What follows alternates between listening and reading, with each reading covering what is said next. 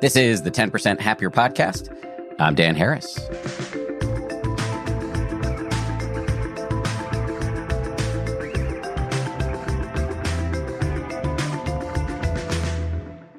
Hello, my fellow suffering beings. We are talking sleep today with a dude who is anything but sleepy. Dr. Donn Posner is a proud Bronx native, and he's quite a character in a good way, in my opinion. And in this interview, he got me thinking about the issue of sleep in a whole new way. The first thing is that he normalizes the sleep problems that many of us have. If you're sleeping poorly right now, he says, don't freak out about it. It's natural and normal and fixable. Second, he has a whole bunch of tips for how to deal with insomnia, some of which I had actually never heard before. As I said, his name is Donn Posner. He's one of the leaders in the field of cognitive behavioral therapy for insomnia, or CBTI. His titles are founder and president of Sleep Well Consultants and adjunct clinical associate professor in the Department of Psychiatry and Behavioral Sciences at Stanford University School of Medicine. Not only did Donn patiently answer my many, many questions in this interview, but we also played him some listener voicemails to get some answers to your questions. Here's just a quick preview of what we talked about, the difference between chronic and acute insomnia, how we adapt to things that can mess up our sleep, like remote work, what subchronic sleep conditions are, what to do if we're experiencing acute insomnia so that it doesn't become chronic insomnia, the importance of structure when it comes to good sleep and how to achieve some structure, what social jet lag is, his take on napping, why wake time is so important when it comes to good sleep, and why we should not try to compensate for a bad night's sleep. This is part 2 of a series we're running this week on sleep. If you missed my conversation with the journalist Diane Macedo, who wrote a whole book about her own sleep travails filled with evidence-based advice, go check out that episode. Also, just to say, this episode with Donn Posner originally aired at the height of the pandemic, but of course, advice on sleep is very much evergreen. And remember, if you want help falling and staying asleep, we offer a whole suite of sleep meditations over on the 10% Happier app. People tell us all the time how much our sleep meditations help them. Here's a quote from one of our users. "The sleep meditations have saved my sanity more than once during the pandemic. I had a complimentary subscription, and when it came time to pay for the app, I thought there were other comparable options, but there weren't. I found I couldn't live without it." Download the 10% Happier app wherever you get your apps and tap on the Sleep tab to get started. Great to meet you, and thanks for doing this. I appreciate it. Sure thing. Good to be here. You gave a talk recently that got some attention, deservedly. Hopefully you'll get now more attention now that we're putting you on the show, about acute insomnia. Yeah. Can you tell us what that means and why you're worried about it right now, especially? Let me clarify a couple of things. Let me maybe work backward. The best way to define acute insomnia is to define chronic or long-term insomnia, which we in the field called insomnia disorder. And the way we define that is that a person is having trouble initiating sleep to begin with, or they wake up in the middle of the night and can't get back to sleep, or they wake up sort of at the end of their night and never get back to sleep, right? And so those are really 3 flavors of insomnia, if you will, beginning, middle, and end. We like to say chocolate, vanilla, strawberry, and then there's Neapolitan, which is a mixed bag, right? So that's insomnia. If that is happening, and we say, what's a problem with getting to sleep or staying asleep? It's if you take longer than 30 minutes to get to sleep on average, if you are awake for some combination of 30 minutes in the middle of the night, or you wake more than 30 minutes earlier than your desired time. If that's happening 3 or more nights a week for longer than 3 months, and you have associated daytime symptoms, that's insomnia disorder. And I want to underscore that last piece, which is it's really a 24-hour disorder. It has to have impact on your day for us to say that this is really an insomnia disorder problem. You have to have something like fatigue, sleepiness, concentration problems, performance problems, and so forth. So chronic insomnia is those symptoms more than 3 months. So now going back to your question about acute insomnia is all of that less than 3 months. When I give talks and when I ask the audience, how many people here have ever had a bad night's sleep? I know I'm going to get a laugh and 100% of the hands go up. We've all had that experience. And all of that is normal and nothing to concern ourselves about. And we don't even talk about anything as diagnostic as acute insomnia until we get to at least 3 days. But then anywhere between 3 days and 3 months is considered acute insomnia. And that means that you're having those problems either initiating or maintaining sleep. And you may or may not have daytime symptoms yet. And it's usually due to some stressor. And we say anything from the biopsychosocial spectrum. I now say to my trainees, you could probably open the dictionary, put your finger down on a word, and find something that causes insomnia. Okay? Whether it's an illness, a physical pain, a change in your environment, a psychological stress like stress at work, tax time, those sorts of things. And I also hasten to add that the valence of that does not have to be negative, right? Change is stressful. So getting married and getting a new bed partner in your bed can change your sleep patterns. Having a child is a good precipitant for an acute insomnia until you can get that kind of straightened away.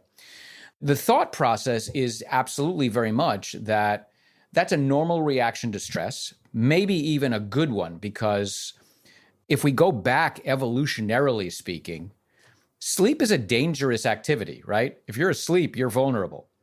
It must be important for that reason, because every species does it. And so it must provide a very important function, but it's dangerous. So we always say that sleep is deferred when the lion walks into the mouth of the cave, right? And therefore, we could say that acute insomnia is adaptive, if you understand. So even now in our culture, it's adaptive in the sense that you're making changes, you're trying to deal with whatever's coming down the pike. But we always expect that if you then adapt appropriately, or the problem itself goes away, or you get on some medication, or the stressor itself remits, then we expect the acute insomnia to remit. And so all of that we consider to be normal.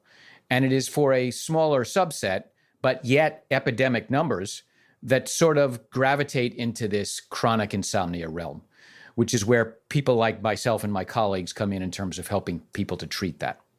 If I've heard you correctly, chronic insomnia is a big issue. You've dedicated your life's work to addressing it. Mm-hmm. Acute insomnia makes sense given what we're all living through right now.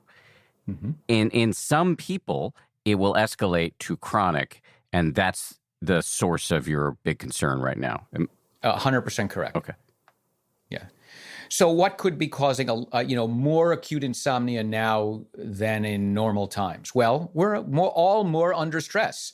We're under stress for a lot of reasons. We're under stress because of the disease and everything that goes along with that. What goes along with that? Worries about our own health, worry about our children's health, worry about our elders' health, worry about ourselves getting the disease. But we're also concerned about the mitigation attempts we're making. At least some places we're doing it well. We're concerned with, loss of job, loss of revenue, loss of our business. I can't imagine the person who's sleeping well through that. So again, I say, and we'll come back to this later, but the first thing with regard to acute insomnia is don't panic. It's normal, okay? There are lions in the cave, so to speak. There are lions in the cave is exactly right. So we should not be surprised. That said, in addition, not only are we faced with a tremendous increase in the amount of stress to a vast swath of the population, we can really say this is now worldwide. It's also the case that the mitigation attempts potentially threaten our sleep. And let me come back to potentially at some point, but potentially threaten our sleep because of the changes we make in our day. As we go more into this and talk more about this today, Dan, I hope people will learn that one of the major things that keeps your sleep healthy is structure. Okay. And we are most of us forced into a structure by our work and school day lives. And now that's gone for many people. So if you get to work from home, that's terrific. But it also gives you the possible opportunity to throw structure out the window. One of the places we often see what we call a precipitant of acute insomnia and eventually chronic insomnia is retirement. And it's sort of the same thing. We've all been forced into this, no need for that clock in the morning anymore. That in and of itself can potentiate acute insomnia. So we have all of these reasons for that. And again, none of that is of concern because especially the stress itself, I think we're kind of seeing it happen. We're adapting as best as we can. It's a little bit of a moving target, but people who have now been working from home, I know at one point I tried to get a monitor for my computer at the store and I couldn't find any because they were all gone. Everybody's got monitors now at home. Everybody's learned to kind of create their home office. They're adapting better and better and better. And it might be for those that kind of say, gee, this is kind of working okay. It's not what I prefer, but it's working okay. We could imagine where they automatically, just on their own, start to sleep better. But there is this possibility that those that have thrown away a lot of what we would call good sleep health inadvertently are at more risk for chronic insomnia. And those that, for anybody who gets an acute insomnia, those that begin to make a shift. And while I say acute insomnia is up to 3 months, myself and my colleagues would start to say that even 1 month or so to 3 months starts to get into what we might call a subchronic condition, where we're starting to see this transition or this shift, where not only is the stressor the problem, the stressor du jour is what you are concerned with, but you also are now starting to shift your attention to the sleep problem itself, if you understand what I'm saying. And that creates the potential for a vicious cycle and changes in behavior that serve only to make sleep worse and more chronic. And so that was sort of the line that when I was giving that talk, I was kind of saying, let's at least think about acute insomnia and what we might do in that phase of acute insomnia to prevent the epidemic of chronic insomnia that might follow the pandemic. So what could we do to prevent this epidemic? What's on the list?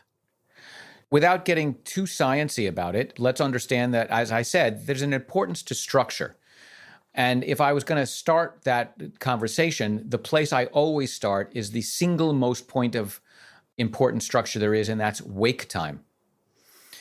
And so we all understand, most of us know that we have this internal biological circadian rhythm. And there are a number of bodily functions that fluctuate on a 24-hour basis, like hormone secretions and body temperature and so forth.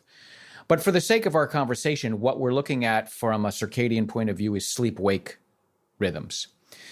And that rhythm is held in check, is what we call entrained. The way to think about it is, how do I get that clock to be well set, to chime when I want it to chime, and not to chime when I don't want it to chime?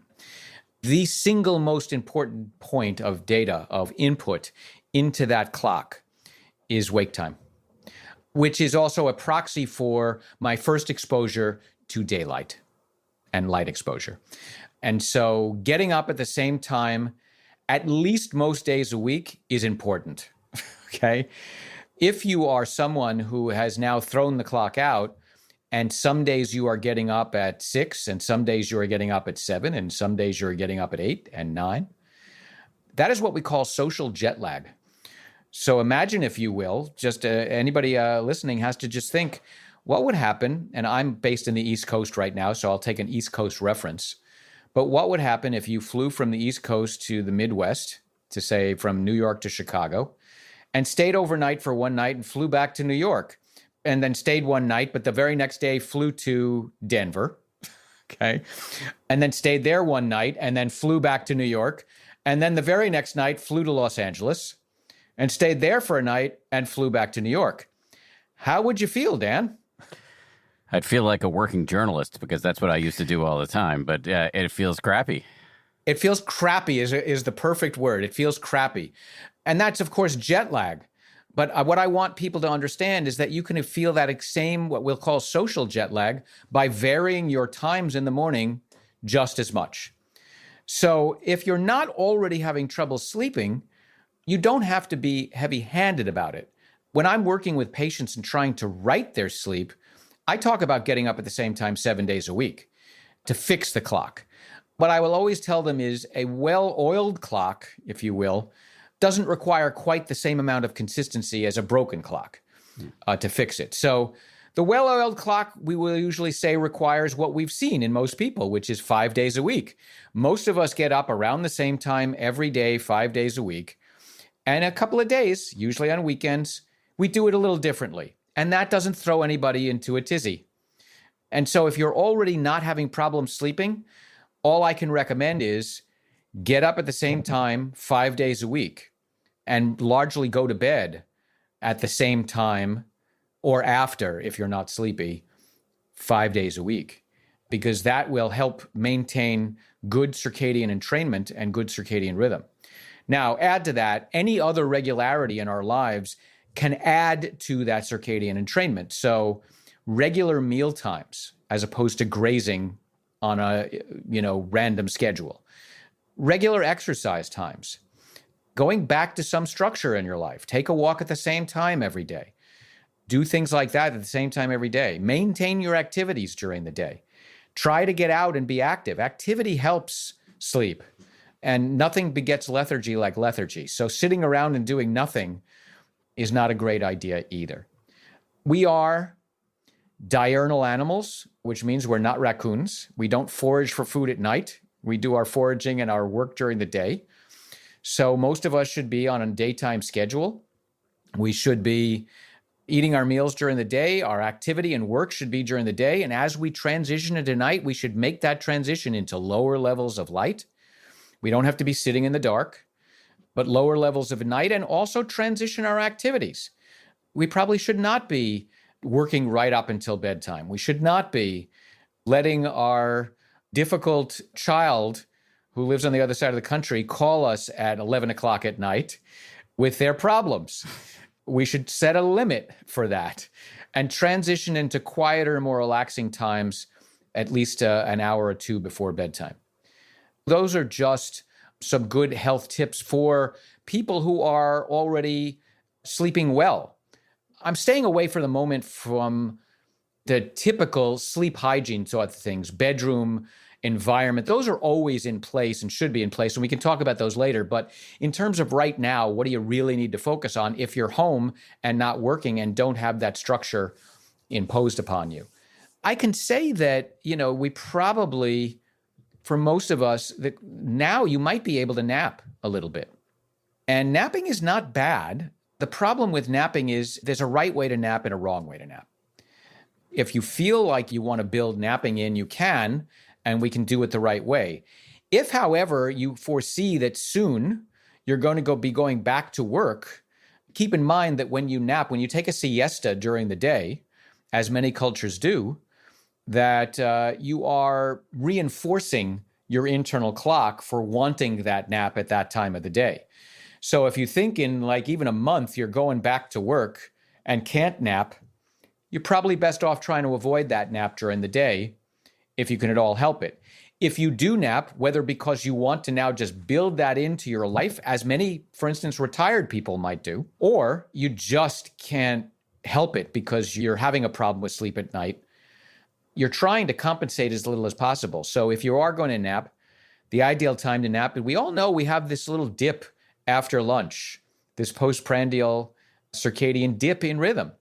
And that's a normal function. That's as it is expected to be. It's biological, it's programmed in.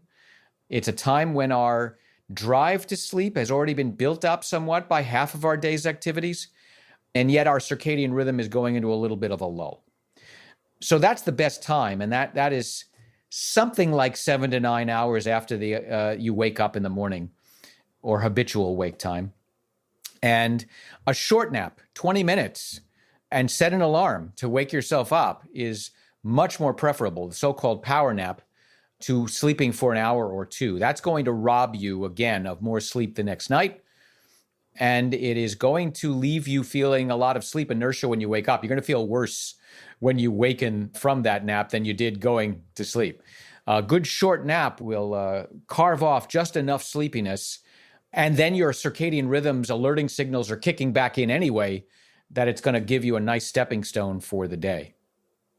I think I got all of those notions that you just listed.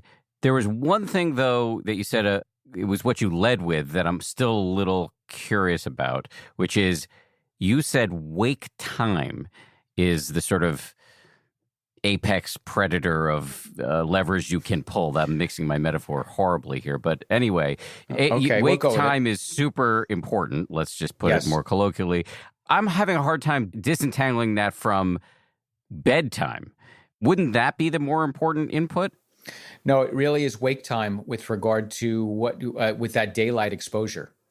And bedtime and when you feel ready for bed is determined by when you first get that light exposure in the morning. So you should set an alarm, figure out what time your body normally wants to wake up, and then ensure that you are waking up at that time regularly with an alarm if need be, and then back timing your bedtime to that. Yeah, when you say back timing, that's an interesting story because the question is, how many hours of sleep do you need? Okay.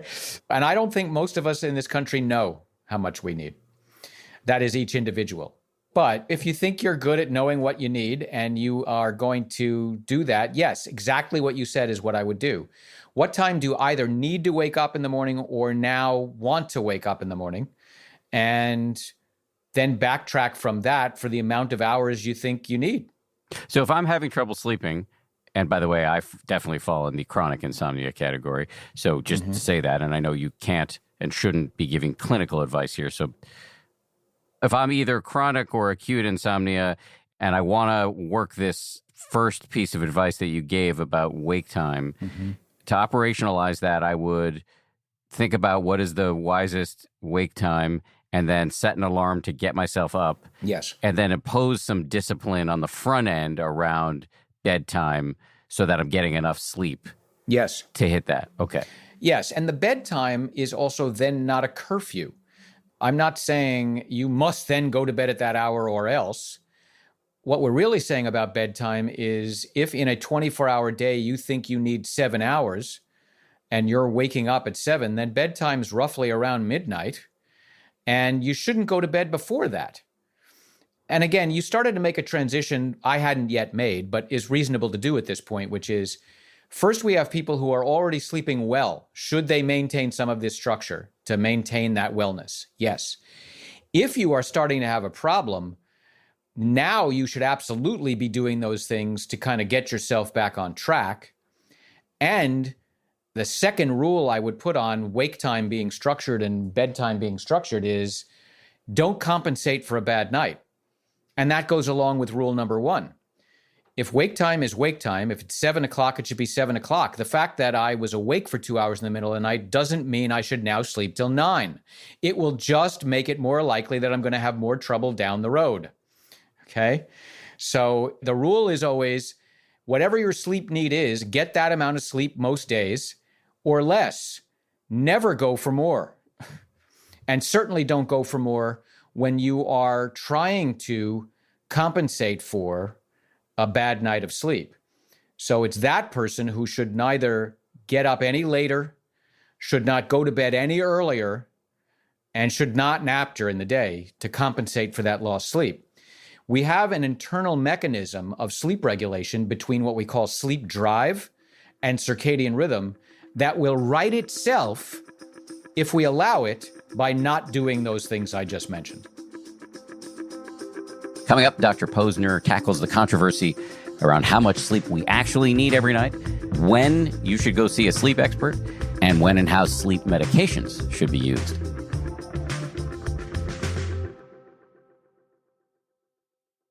Whether you're running errands, on your daily commute, or even at home, you can enjoy all your audio entertainment in one app, the Audible app. As an Audible member, you can choose one title a month to keep from the entire catalog. This includes the latest bestsellers and new releases. Plus, get full access to a growing selection of included audiobooks, Audible originals, and more. If you've been wanting to form good habits, break bad ones, and improve motivation, Atomic Habits, written and narrated by James Clear, is a great listen. It'll reshape your mindset on progress and success by helping you develop strategies to transform your habits. New members can try Audible free for 30 days. Visit audible.com/WonderyPod or text WonderyPod to 500-500 to try Audible for free for 30 days. That's WONDERYPOD.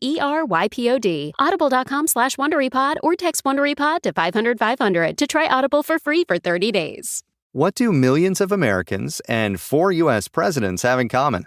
They all get a better night's sleep in Boll & Branch sheets. Their best-selling signature sheets are made with the finest, most luxurious 100% organic cotton and get softer with every wash. For a limited time only, get 15% off your first set of sheets at bollandbranch.com with promo code WONDERY15. That's 15% off with free shipping, free returns, and their 30-night worry-free guarantee. Shop now at bollandbranch.com to start getting the best sleep of your life. That's BOLL and branch.com. Promo code WONDERY15. How do we know how much sleep we need? How do I know how much sleep I need? Well, so that's why I say most people, I think, don't know because, unfortunately, my tribe, my brethren, the sleep people in the world, have somehow gotten this message out there that we all need 8 hours. And nothing could be further from the truth. Now, the truth is, I do see more and more over the last, say, 5 years or 10 years, that the message is now you need to get between 7 and 9 or else. And even that, the data is not so clear on that.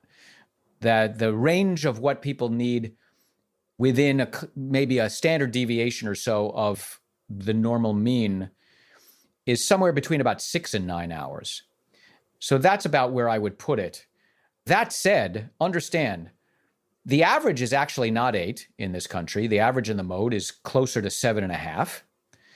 There's at least going to be a standard deviation on either side of that, meaning, yeah, some people are going to need 7, and some people are going to need 6.5, and some people are going to need 8, and some people are going to need 8.5. And the question is, how do you know you're getting the right amount of sleep? Because when you get that amount of sleep, you feel fine during the day. Now, again, I caution, what I mean by that is when you're getting that amount every day. The fact that you don't get, that you get 2 hours tonight and 3 the next and 4 the next, and then get your right sleep need for one night, you may not feel perfect. And by the way, if you compensate and then all of a sudden crash in the weekend and get 8.5 hours or 9 hours and say, gee, I feel great, that doesn't mean that's what you need. That's just you compensating for the bounce and judder of going up and down and up and down and up and down. But if you're a 7-hour or 7.5-hour sleeper and you get that every day, if you're getting something every day and you say, yeah, I don't feel tired for most of the day. All of us have a little bit of sleep inertia when we wake up in the morning, a little bit of transition to wipe the cobwebs out of our eyes and transition to wakefulness. So don't use that as your gauge. We all have that little bit of dip in the afternoon. And we all, it stands to reason, should be starting to feel more tired and sleepy as we approach bedtime. So I ask people to gauge how they're functioning at all other times of the day. That's when I want to know, how you doing? Are you tired, sleepy? No. Are you concentrating well? Yes. Are you active and creative and feel good? Yes. You're probably getting what you need. So this issue of what the message your brethren are putting out is interesting because coming into this conversation, I wanted to get to this. We had a sleep expert on the show, and this expert said all the data he had looked at suggested if you're falling below 7 hours a night, you are in danger. I was just reading something about that, and I am telling you that the data is not clear on that. It's probably a little bit more likely that if you fall below 5 hours a night, that's a little bit more true. Okay? But you understand that a lot of these epidemiological studies do this by doing cut points. And the cut points, when they look at 7 and below 7, is they'll say something is below 7 and include in below 7 everybody who's below 7. So understand, there are people who are sleeping 4 hours and 5 hours and 4.5 hours and 5.5 hours that are included in that number. And when you do a finer grained analysis of the data, it looks like going below 5 makes a difference. But people who are at 6, 6.5, if you just separate out them from everybody else that's below 6, not so much danger. Okay, so I got quite exercised when I heard this injunction, this exhortation to make sure you're getting 7+ a night, and started to get quite fixated on my sleep. I got one of those Aura rings that tells you how much you're sleeping, and that turned into a mess for me. Yeah. And we got some quite passionate, people loved the episode by and large, but we got a few really gloriously negative reviews from people who said, I've never had a sleep problem until I listened to this interview. Yeah. And they went down the same rabbit hole that I went down, which is they got fixated on sleep and then started to second guess themselves, et cetera, et cetera. So any thoughts on the foregoing? Yeah, you're singing my song. So this is why, I love my field.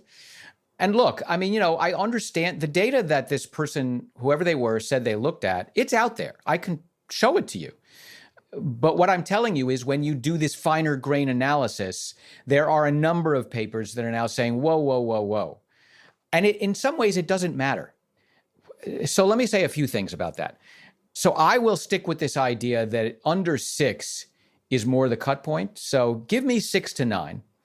That even between 5 and 6 is maybe an issue, but not egregious. And again, it's about this way in which we do this fine grain. You have to think about how the questions have been asked. And the questions sometimes have been asked and the cut points have been made with regard to these on the hour cut points.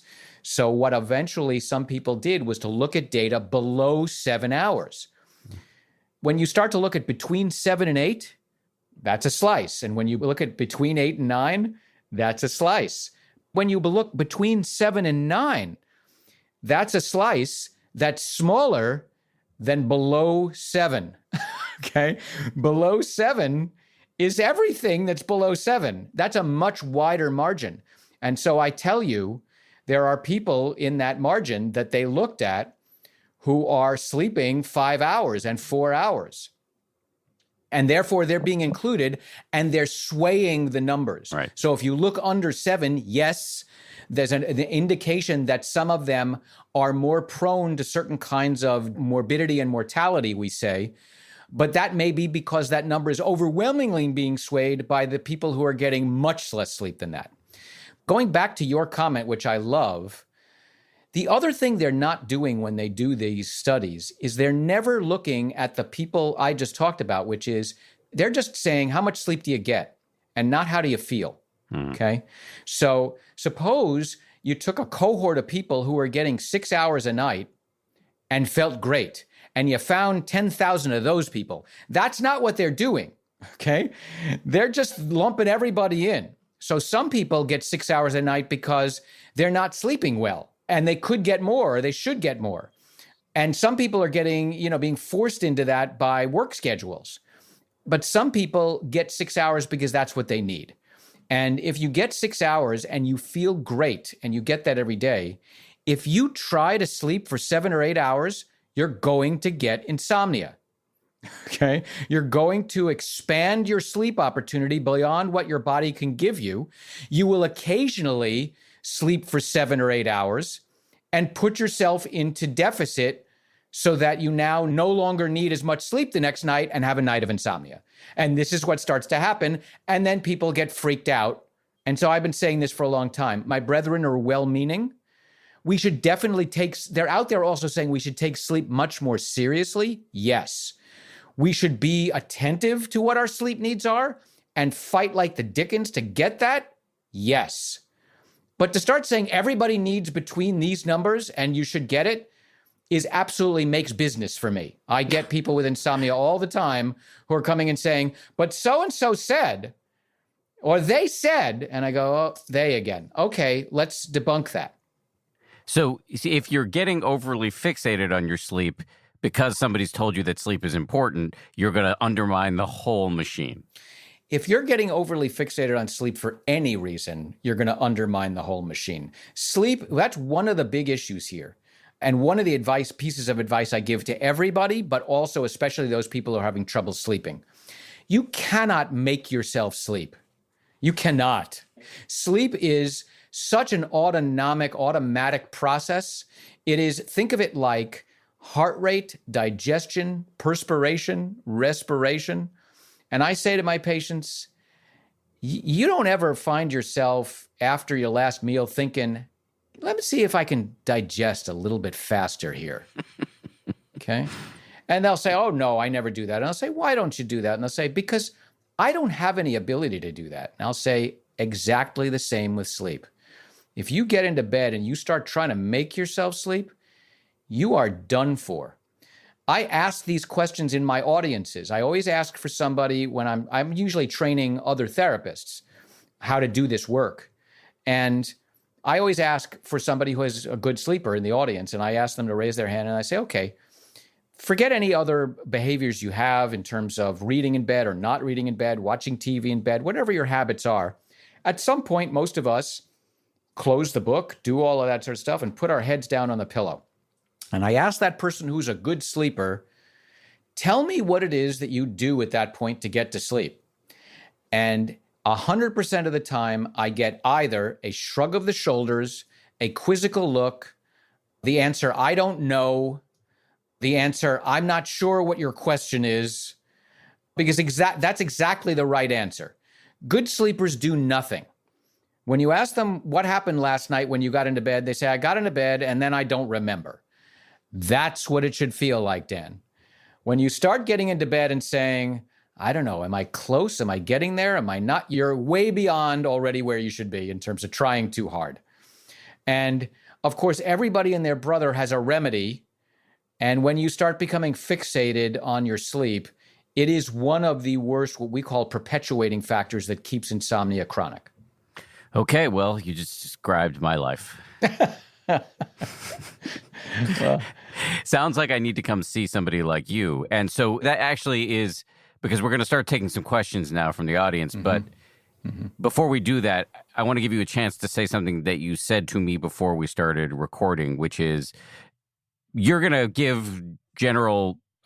sorry, my son is opening the door to this closet. Hi, Dad. Okay. Hi, buddy. He has his pajamas on. Oh, that's awesome. Alexander, I'm recording a podcast, so can you go away?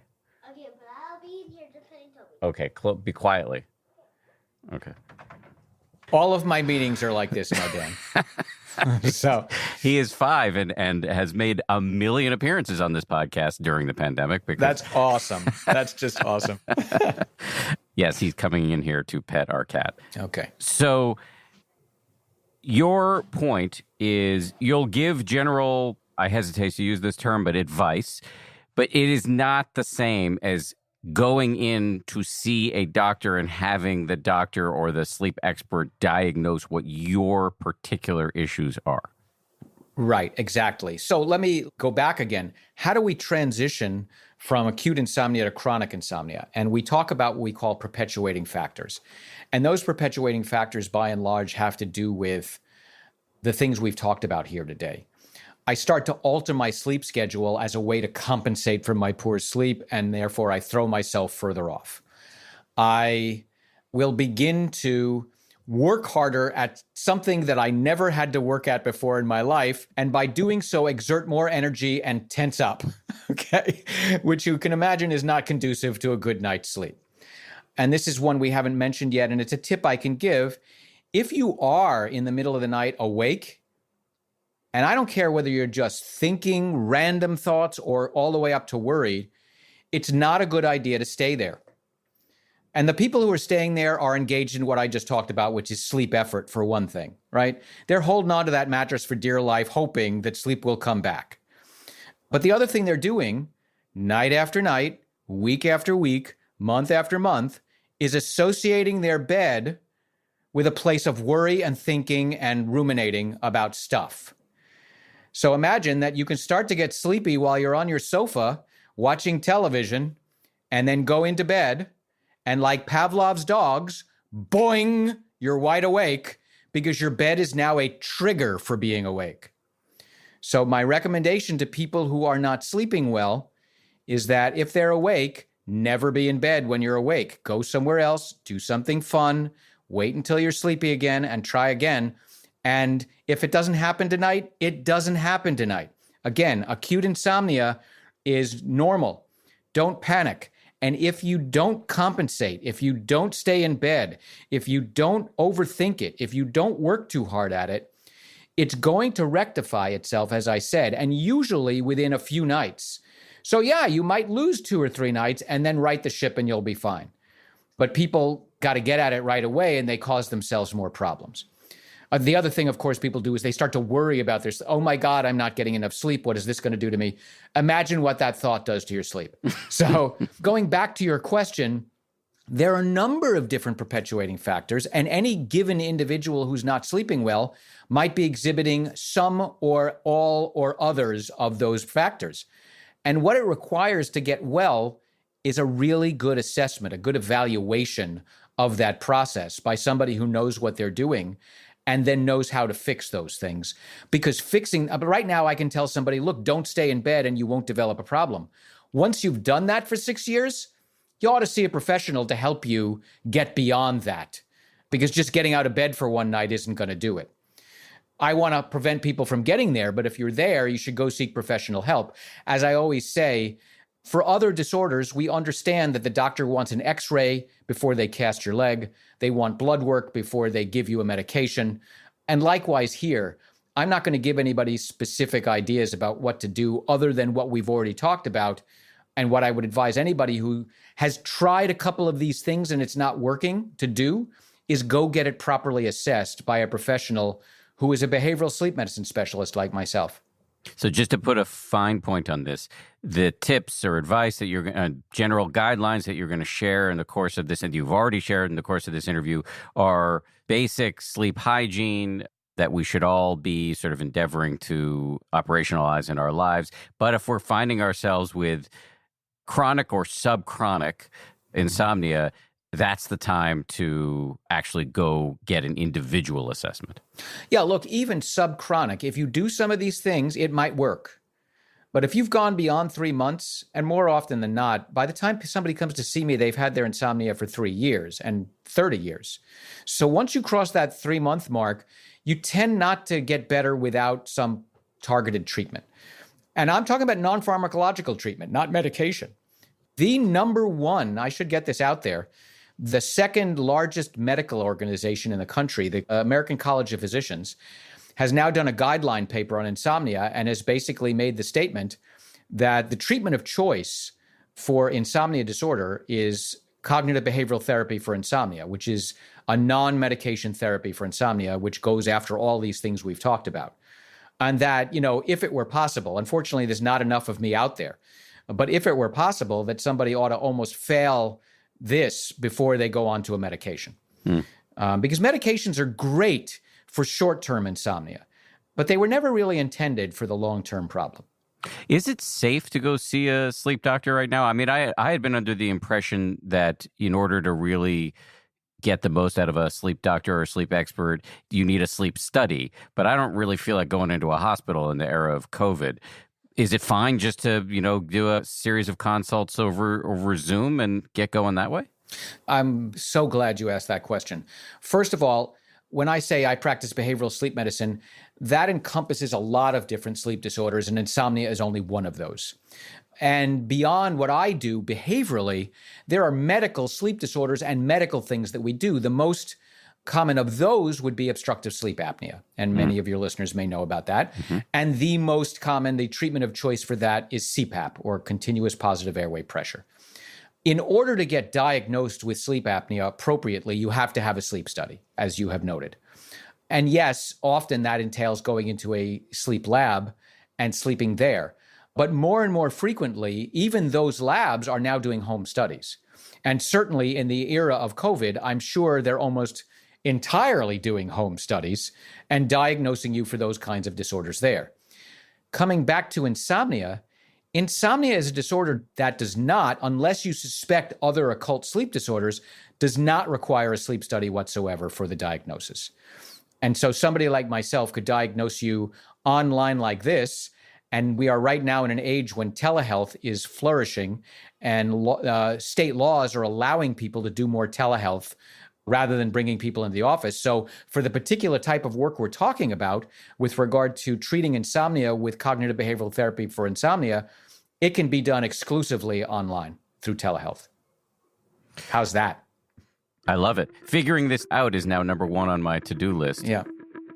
Coming up, Donn talks about why the pandemic may have ushered in better sleep for a certain subset of people, how to break the cycle of waking up in the middle of the night, and his advice on using devices in bed.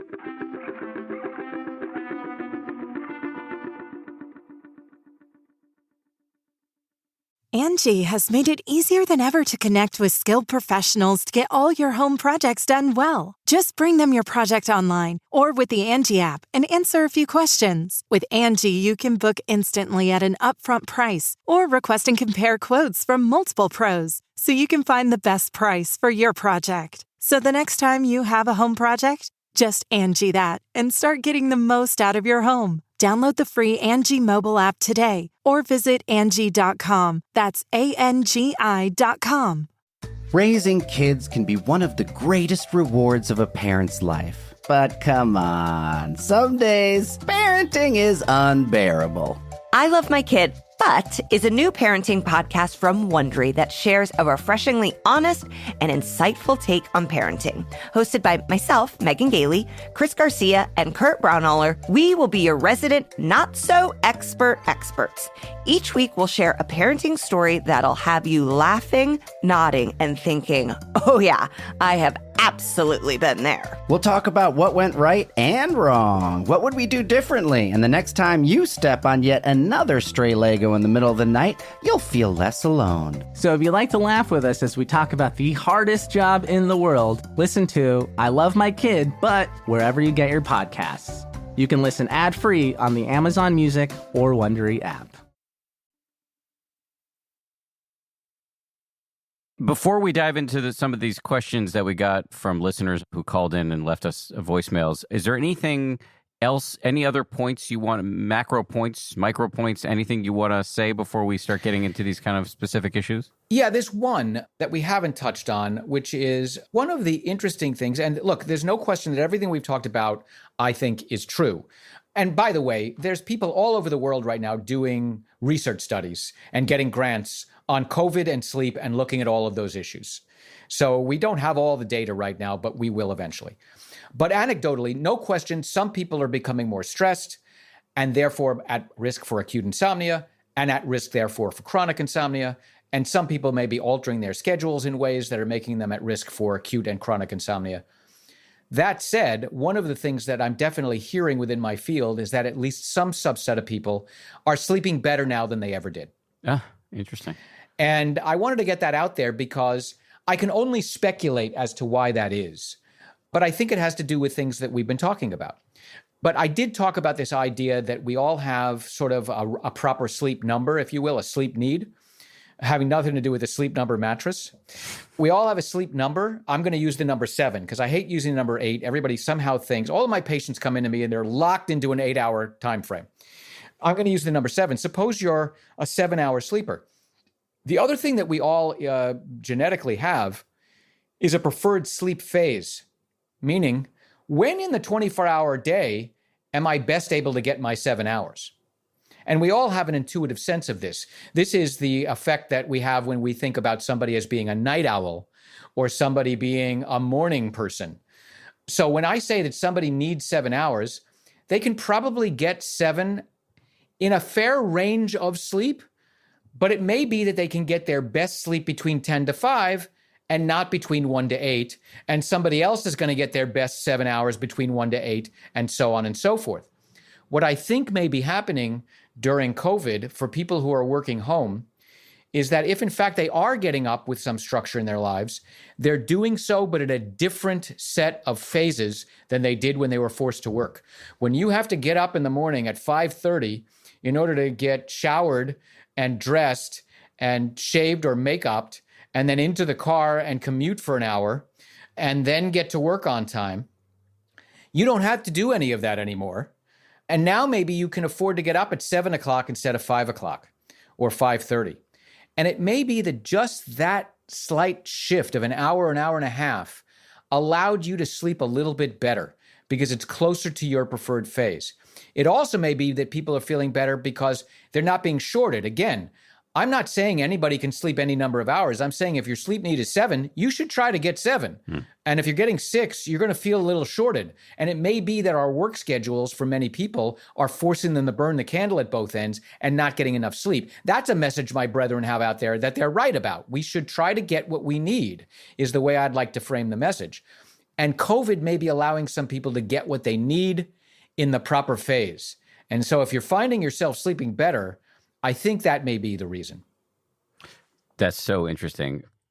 I know I said I wanted to get to the voicemails, but there's one other point I want to let you make because you kind of made a nod in this direction. But when we were talking about the importance of wake up time, you then talked about exposure to daylight or sunlight. And I actually think, and I know in your talk you expand on this, what does that look like? Should we be, if we can, getting outside first thing in the morning? Why is that important? And if we can't get outside, should we be sitting by a window? Why is this an emphasis for you? Again, light is what entrains the circadian rhythm. It is essential to that pacemaker in the brain. And so the timing of that light is essential to keep us entrained into a 24-hour schedule. Controlling when you're exposed to that light is a good idea, which means two things. It means that when you get up in the morning, you should open up the curtains and get as much light exposure as you can. If you're not having a particular problem with sleep, sure, sitting by an open window is good enough. Try not to sit in the basement if you could at all help to do it. If you have a very dark place, if you can get out for a little while, that's a good idea. That will help to strengthen. Again, if you're already sleeping well, I'm not telling people, boy, you better do this or else. But if you're not sleeping well, definitely you want to get light at the same time every day and try to get either by a window or get outside if you're not getting exposure to that light. And frankly, the other thing that people should be doing is controlling the light in their bedroom before that. We don't want to get too much light exposure before our destined time to wake up, or that can predispose you to waking up earlier or resetting circadian patterns and waking you early. So a sleep mask is a good thing. If you can afford it, room darkening shades and putting shades on tracks. I always like to say that the rest of the world has gotten the memo and we missed it. We seem to have missed it on a lot of things now. The rest of the world got this memo. And the memo is we were born in caves and we should have stayed there. If you go to Latin America, they have what they call persiana. They have metal sheets on tracks that come down. And I feel fairly certain you could survive a nuclear blast behind that thing. But for sure, you're not getting any light exposure. If you go to Europe, you're going to see the shutters that they close and you kind of have a slat that comes down and closes them off. And there's no light coming in the morning. We have window treatments. We have blinds and drapes that let a lot of light in the morning, relatively speaking. And so I always tell people it's much better to keep your bedroom as close to really dark as possible. That what I'd like is to be able to develop film in your bedroom in the morning before you wake up. Okay, this has all been incredibly helpful. So let's somebody other than me ask some questions here. We got a lot of questions along the same lines. Mm-hmm. There was one really big theme that I want to hit first. You've already kind of hit it. It's going to require some repetition, but I think it's worth it because I think this is a big issue that a lot of people are dealing with, which is the middle of the night wake up. Mm-hmm. So Samuel, our producer, is just going to play. We got 3 messages along these lines. He's just going to play them for you, and then you can hold forth. Okay. Thank you for taking these sleep questions. Mine deals with how to break the cycle of waking up in the middle of the night and not being able to get back to sleep. If there's anything that can be done to break that cycle, I would be interested to hear what the tips or suggestions might be. Thank you. What can I do if my anxiety is waking me up in the middle of the night? This is the question regarding sleep. It's Kathy calling from Palm Springs, California. And no trouble getting to sleep. I'm usually tired and sleepy before I'd like to be, but inevitably anywhere between 2:30 and 4, I wake up and start ruminating. And once I start ruminating, forget it. And, no matter what I do, I can't pull my mind out of that constant trying to figure out this thing or that thing or whatever. Anyway, any help on that would be appreciated. Thank you. Okay, so I suspect you're hearing a lot of this during the pandemic. Yes. I've heard a lot of this for 30 years. I mean, you don't require a pandemic to wake up in the middle of the night ruminating. So yes, I mean, look, a couple of things. Let's go back and reiterate some things I said. One is that if you're having trouble sleeping in the middle of the night, the first thing to do is not lay there in bed and ruminate. If you're going to ruminate somewhere else. At the very least, take it somewhere else. But a better idea for ruminating is do something fun. If you occupy your mind, it's less prone to rumination than, an idle mind is the devil's playground, as they say. And it's very hard to flip a switch on our minds and just turn them off. And frankly, the more we try to turn our minds off, that's like that sleep effort we talked about. The more we try to turn our minds off, the more energy we're expending to do that. So it's a vicious do loop. We can't get out of that, as people are sort of noticing. So give that up, get out of bed, and do something fun and wait for sleepiness to return. If this has been a long-term problem, though, my sense is that alone is not going to do the trick, that there's other issues going on here with regard to why somebody's awake in the middle of the night, and they really ought to get it properly assessed. And I know I gave you links to that people can kind of find somebody to help them with this. Another thing that I wanted to say is we have now talked a lot about how people get this message when they're looking for problems, when they're looking for answers to their sleep problems, where they start to hear they need to sleep a certain number of hours. One of the things that can wake you up in the middle of the night is being in bed for too many hours. If you're a 6-hour sleeper or a 7-hour sleeper and you start being in bed for 8 hours because somebody on a podcast told you need to be in bed for 8 hours, you're going to open a hole somewhere and eventually reify that. And so you're just going to open this hole in the middle of the night. It might be that you're getting the proper amount of sleep, but you're just got a hole in the middle of the night because you don't need all that sleep. But I can't say to any particular person who just asked us a question whether that's their particular problem. I can just say that these are ways in which those holes can open up. The holes will also open up. Remember, as we get older, there's lots of things that cause us to wake up in the middle of the night. First of all, waking in the middle of the night is not unusual. The average sleeper wakes 15, 20 times a night if we were to study them in the lab. It's just that each of those wakenings are so short that you're amnestic for them. You don't remember them. Now, as we get older, we start to remember a couple of those awakenings because they get a little bit longer, maybe once or twice or even 3 times a night. And if you can roll over and go right back to sleep, that's really not of concern. That waking up as we get older, I can't make it through the night now without waking up and needing to use the restroom. It's not happening. So the question is not, did I wake? The question is, can I reinitiate sleep? And that's what people with a chronic insomnia problem need to learn to do. And again, there's many things that they need to do that. But many people will hesitate to go get the kind of help I'm talking about because they will attribute the reason they're awake in the middle of the night is to some medical problem. Is it true that a hot flash from menopause will wake you in the middle of the night? Yes. Is it true that a full bladder or a urinary retention problem will wake you in the middle of the night? Yes. Is it true that a prostate problem will wake you in the middle of the night? Yes. Is it true that chronic pain will wake you in the middle of the night? Yes. But most people who have those problems will tell you whether they're voiding in the bathroom and then coming back to bed, they're now done. Their bladder's not keeping them awake for 40 minutes at that point or an hour. Something else is, and they can get help with that. So you have a hot flash. If it doesn't last all night long and you get cooler, but then you still can't go back to sleep, that's something else, and you can get help with that. And it may be the difference between waking 3 times a night for 20 minutes total or waking 3 times a night for 90 minutes total. And that's the way to think about that. One last thing about waking in the middle of the night or early morning. The thing we haven't touched on at all is what I'd call general sleep hygiene. This is the kind of stuff where people are told, oh, drink less caffeine. What should I do about exercise? What should I do about alcohol? Perhaps the biggest one on that list is alcohol. Alcohol is an interesting substance because it will first cause you to be more drowsy and sleepy, and in some ways, therefore, might help you to get to sleep. But it is an abysmal sleep aid because it lasts very short and wears off in the middle of the night and can produce fragmentation and cause you to wake. I'm not talking about substance abuse issues now. I'm not talking about alcoholism or any of that. For some people, and I don't know who they are, for some people, just having a glass of wine or an alcoholic beverage near bedtime might make you both, first of all, sleepier than you want to be before bedtime, so you're falling asleep inadvertently on the couch earlier than you should, which will wake you up in the middle of the night. And the alcohol wearing off itself in the middle of the night will wake you up in the middle of the night.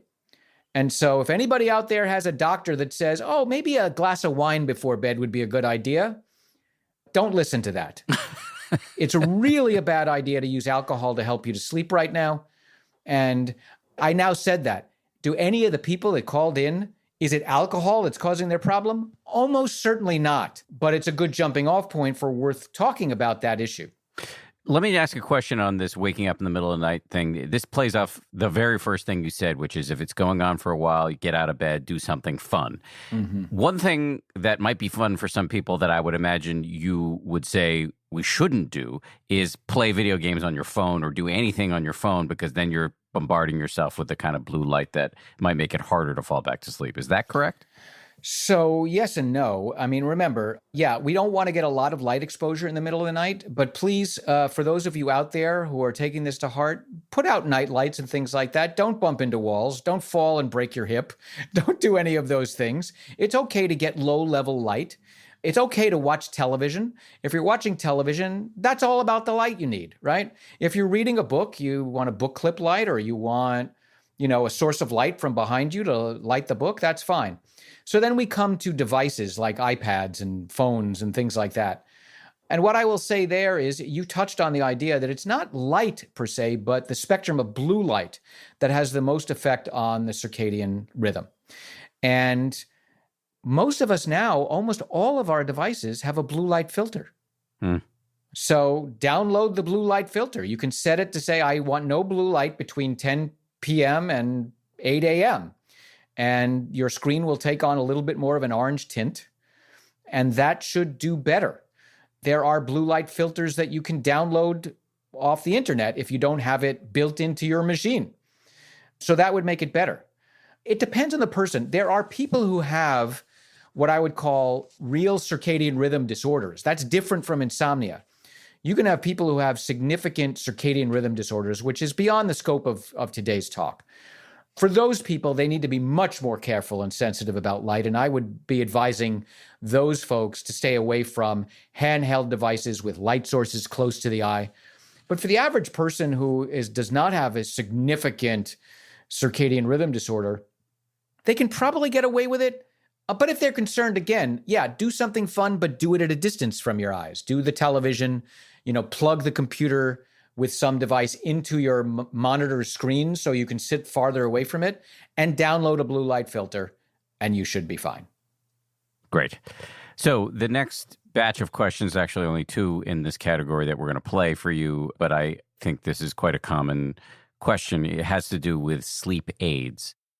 Hi, Dan. My question is related to sleep, not sleeping pills, but I guess non-addictive sleep things that get sold, which I had used in the kind of early days of the pandemic pretty religiously. It's antihistamines, really, and things like ZQuil. And I didn't know how safe those actually were. I'm not using them as often now because the gyms are back open. I'm able to exercise, and that kind of tires me out and helps me sleep better. But I still do use them on occasion, and I know they're supposed to be non-addictive, but I suspect using them kind of as a crutch, as I did for a while, was less than healthy. I just wanted to know what your expert had to say about these non-addictive sleep solutions. Thank you. Hello, this is Erin calling from Portland, Oregon. I have a question for the sleep expert. I'm wondering what their thoughts are on using marijuana to help you sleep, especially if you're in the position of trying to avoid taking pharmaceutical drugs to try and help your sleep. Thank you very much. I love that the weed question came from Portland. It's just amazing. Love Portland isn't it perfect? So much. And it's is it all right for me to take drugs to avoid taking pharmaceutical drugs? Question. Okay, so there's the weed question and then the antihistamine, or sort of what that caller was calling sort of non-addictive sleep aids. So take it in whatever order you would like. Yeah, I'll start with the order you had it in. Let's start with antihistamines and over-the-counter sleep aids. Most of them are antihistamine medications, which have as a side effect drowsiness, not necessarily sleep. And there's no good data, although there's not a lot of data whatsoever. I mean, they haven't been studied, is the basic answer. But what little there has been done suggests that they are not, as a class of medications, all that useful or helpful. That doesn't mean that any individual might not derive benefit from taking an over-the-counter sleep aid. But again, I would argue that all sleep aids are designed to be for short-term problems, and especially if you can define the problem. So as I said, a night or two of bad sleep is not anything to think about. But you might think, well, yeah, but I always get my night or two of bad sleep before I have a big test. Or I always have a night or two of bad sleep before the big papers, whatever it is. There's a place for medications for sleep. Whatever we're talking about, I would prefer, if you're going to use medications for sleep, that you do use prescription medications. They were designed for this. And that you have a cutoff point. You're saying, yeah, I will use this for the next 2 nights. I will use this when I go to Europe and I'm a little jet lagged and I want to get myself to sleep at the proper time for a few days, and then I'm done. But when you have a chronic insomnia, the idea of having to use those things for years and years and years is really not what was intended, and ultimately can provoke more problems than otherwise. Now, over-the-counter medications is not my would not be my big thrust. Again, if somebody's having a severe problem, even right now, really anxious, really troubled, and they just need to get some sleep for a few days, again, under an advisor or a physician's guidance, maybe taking some medication under those circumstances to get themselves back on track would be a good idea. But that's in the acute phase. In the chronic phase, when you take those medications, they can work. They can work very well.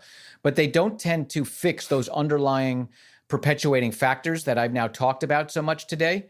And so the problem is when you try to come off those medications, those problems are still there. The worries are still there. The conditioning is still there. And so the insomnia often comes back, which is why we say, look, the better way to do this is to start the right way and not get on medications for chronic insomnia. For short-term insomnia, they were made for this. Also, there's this sense of dependency. There are certain classes of medications that are physiologically habit-forming. And certainly some of them are sleep medications. But understand, I had said to you that there's a system for our sleep, which I call sleep regulation, between sleep drive and circadian rhythm. And that will, if you let it and not compensate for poor sleep, will regulate your sleep and get you back on track eventually. And we've done some research, and there is a bit of a rhythm of insomnia. And the rhythm of insomnia goes something like this. Nobody has insomnia every night. Almost no insomniac will ever say to you, 7 nights a week. That's why we define it as 3 or more nights a week. But the rhythm of insomnia is bad, bad, bad, good, bad, bad, bad, good, bad, bad, bad, good, which means after every 3rd or 4th night, you're bound to pop off a reasonable night of sleep. Okay? It's just going to happen. Now, it won't stay that way if you're doing everything wrong, which is why I don't want people to develop chronic insomnia. But if you're just in an acute phase and you just wait it out, you're bound to have a good night eventually. Now, if you start taking things on an intermittent basis, like, I want to take this medication, but I don't want to get addicted, so I'm only going to take it every 3 or 4 nights, you can see what happens. It's much more easy at that point to become at least psychologically dependent on those medications. And it may be that they didn't do much for you to begin with. A lot of my patients come back to me. I'll say, well, did that over-the-counter medication work? Did that thing that you tried work?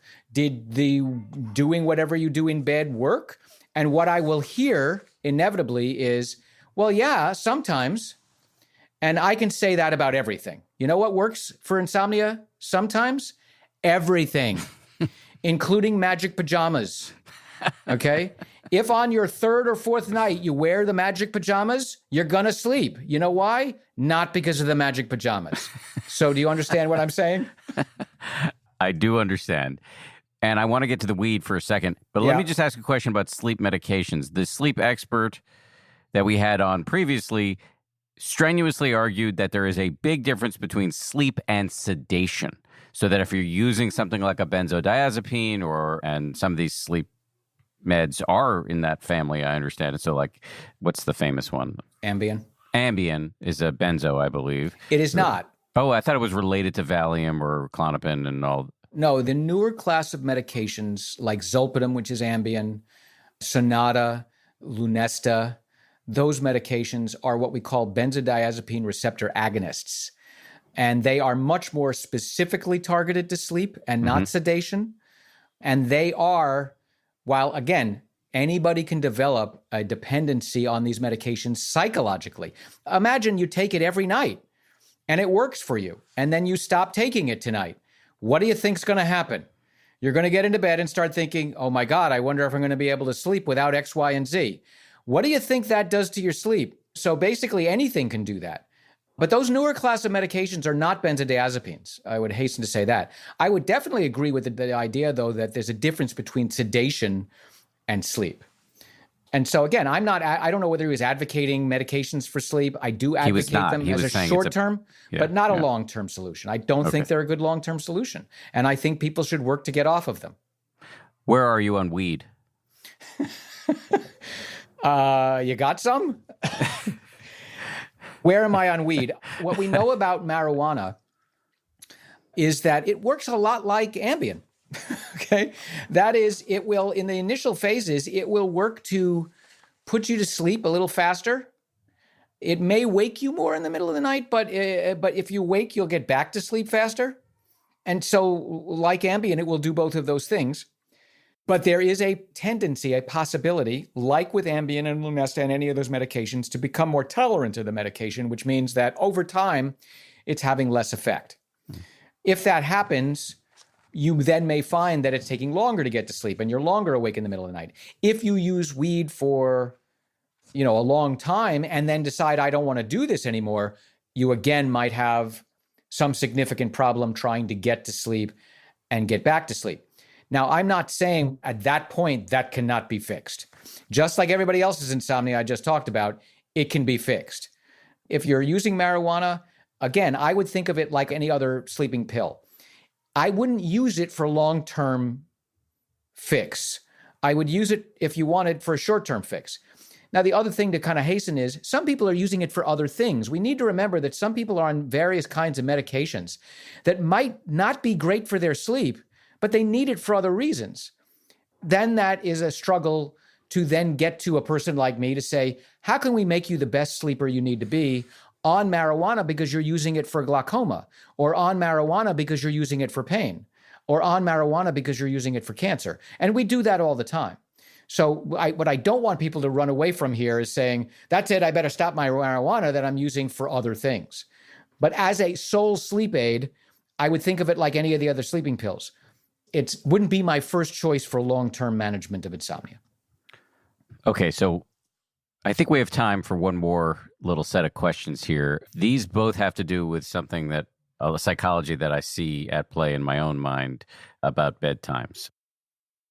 This is Amy from Connecticut, and my question is about just staying up super late. So in my normal life, I'm a night owl, and I make myself go to bed around 11. But now that I have no reason to get up early anymore, I find myself being up till about 2, sometimes 2:30. And even then, I don't even want to fall asleep. I'm just wide awake.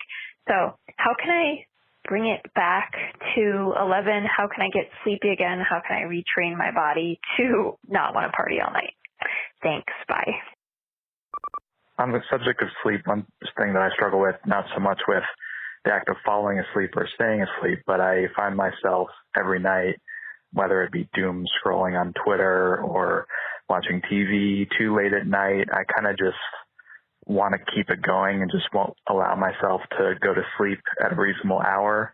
And even though I always wake up in the morning feeling very exhausted and not well rested and knowing that I should go to sleep earlier and have a more calm nighttime routine, I forget that by the time night comes around and I just want to watch Netflix and scroll on Twitter. So I'm wondering if you or the experts have any advice on how to kind of switch that knowledge to wisdom, and just because I know that better sleep would have a big impact on my life. Thanks again. Yeah, these are my people. It's 10 o'clock at night and my wife are like, well, should we watch another episode of whatever show we're watching? And, it's like rebellion time. So What do you say? Yeah, that's another thing that you should keep in mind is that I said marriage is a time when insomnia starts because people of different preferred sleep phases The people of the same sleep phase tend not to marry each other. And so there's always this argument over, I want to go to bed earlier and I want to go to bed later. And somebody's going to lose that argument, and that can precipitate insomnia. Going back to the caller, there's a general question here. So I want to address it in a general way, again, not necessarily to her problem, but there's a whole class of people. What we're talking about here is preferred phase. She used the term night owl. Well, a lot of people are night owls, and all that's saying is my preferred internal phase, the best time for me to get my good sleep number, is later than the average bear. There's a whole class of people that tend to fall in that category. There are always exceptions, but tend to fall in that category. And we call them teenagers. Okay? All of us go from childhood into adolescence and into young adulthood, and children sleep long. They need more hours than adults, and they sleep early. An 8-year-old, a 7-year-old is tending to wake at 5 or 6 in the morning and waking their parents to their utter consternation. And then, like my son, turned into an adolescent, and it took dynamite to wake him up in the morning. Okay, that's a natural change in preferred phase. Your sleep number doesn't change that much once you get to adulthood, but your preferred phase changes a lot during the course of the lifespan. And in younger age, the tendency is for what we call a delayed sleep phase, for later. And that has nothing to do with all the activities that kids are doing. If they had none of those, if they were living in a Mennonite colony, and they all were living a pious life with no parties and no late night, keggers and any of that stuff, they would still want to go to bed later. It's just a natural shift that takes place genetically.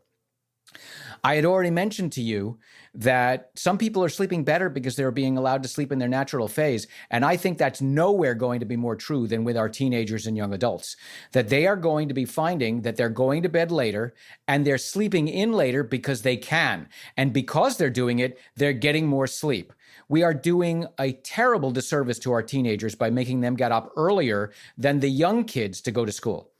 Crazy, okay? Absolutely crazy for the human animal. So with regard to the question that I get a lot, which is, well, should I allow my person to do that? Should I allow my teen to do that?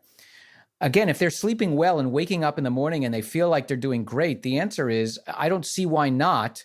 It's more their preferred phase. And if they right now have an opportunity to get that, they're going to function better and more efficiently in the hours that they have awake when they do that. What we still want to stay away from in that class is irregular hours. I still don't want that teen getting up some days at 9, some days at 10, some days at 11, some days at 12, and so forth. If their natural phase is like from, 2 in the morning to 9 in the morning or 10 in the morning, then do that 5 days a week. Now, the question was also about transitioning back. The question is, how soon do you have to transition back? As you start approaching a time when you're going to have to get up earlier in the morning again, yeah, you may want to start transitioning. How do I learn to fall asleep earlier was the question. Again, I go back to, you set that with wake time. If you keep getting up at 10 o'clock, you're not going to be ready to fall asleep at 11. But if you start getting up earlier and earlier and earlier, you'll start to become more and more prone to be ready to sleep at 11. Unless, again, you're so delayed, your clock is so off kilter that becomes a problem. And all of that can be fixed with a specialist. Speaking of specialists, you referenced this earlier, but it bears repeating. We have links that you provided to us that we will put in the show notes that will allow people to find specialists should they need one. Right. So one of them is a site that's an sleep education site that's sponsored by the American Academy of Sleep Medicine. And it has a little bar in there where you can put in your zip code and it will give you your nearest accredited sleep centers. But that's for other kinds of sleep problems. If things are going strange and bump in the night, like you're sleepwalking and you got night terrors and you think you have sleep apnea or other kinds of problems like that, that's what you really want the sleep center for. If there's nobody else close to you, a sleep center might also be able to direct you to a behavioral sleep medicine specialist like myself. But if you have insomnia and you want to get first to a behavioral sleep medicine specialist, the site I would go to is the other one, which is the Society of Behavioral Sleep Medicine.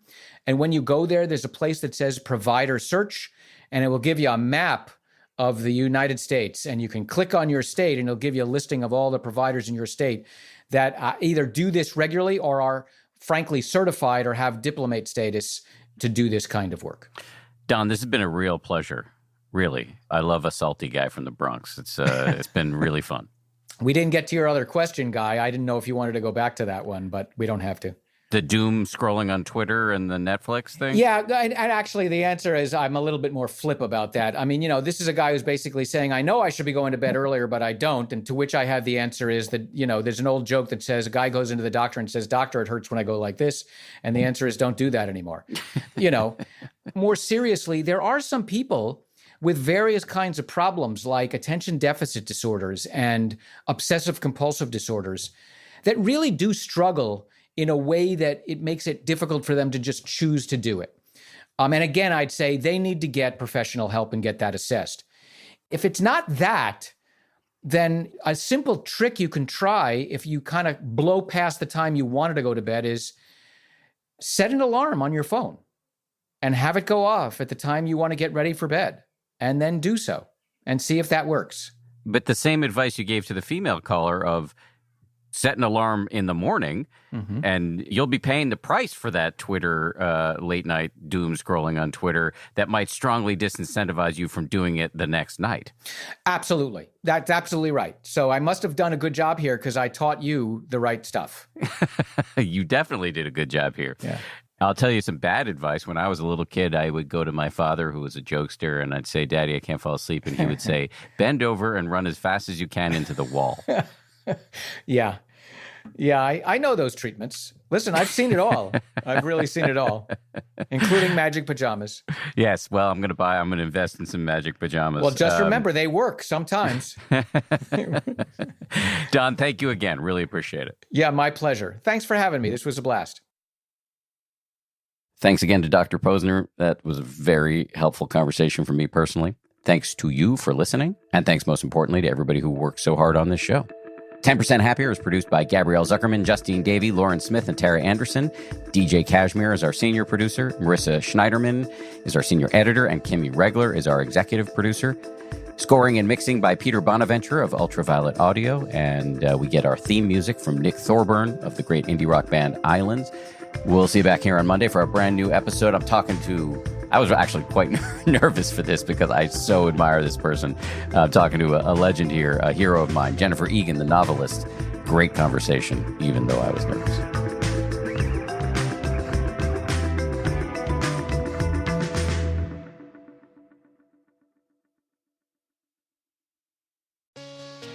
Hey, Prime members.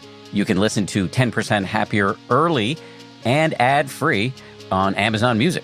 Download the Amazon Music app today. Or you can listen early and ad-free with Wondery Plus in Apple Podcasts. Before you go, do us a solid and tell us all about yourself by completing a short survey at Wondery.com/survey. Are you the biggest worrier in your family or your friend group? Are you the type of person who doom scrolls compulsively? Well, stop scrolling, grab your weighted blanket and your headphones because I might have a new podcast that could help.